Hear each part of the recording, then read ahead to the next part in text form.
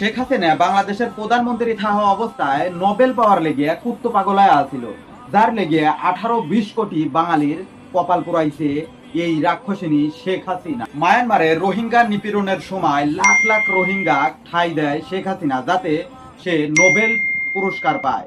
তবে তার বিপরীত সে তো নোবেল পাইলই না, পাইল ডক্টর মোহাম্মদ ইউনূস, যার ফলে শেখ হাসিনা কইছিল আবার পদ্মা নদীতে দিয়ে 2টা চুবনি দিয়ে উঠাই নেওয়া উচিত, মরে যাতে না যায়। একটু পদ্মা নদীতে 2টা চুবনি দিয়ে সেতুতে তুলে দেওয়া উচিত, তাহলে যদি এদের শিক্ষা হয়। মনে কতটা আক্ষেপ আছিল এই নোবেল না পাওয়ায়, তা এই কথাটি প্রকাশ পায় যে নোবেলের লেগে 12 থেকে 14 লাখ রোহিঙ্গা লিয়ে এসে শেখ হাসিনা ঠাঁই দিছিল। এই ফলের মাসুল এখন ভোগ করতেছে অসহায় বাঙালি। লাখো শহীদের রক্তের বিনিময়ে আমরা যে মানচিত্র পাইছিলাম, এই শেখ হাসিনার লেগে এই মানচিত্র হারানেরও ভয় আছে বাঙালিরা। রোহিঙ্গার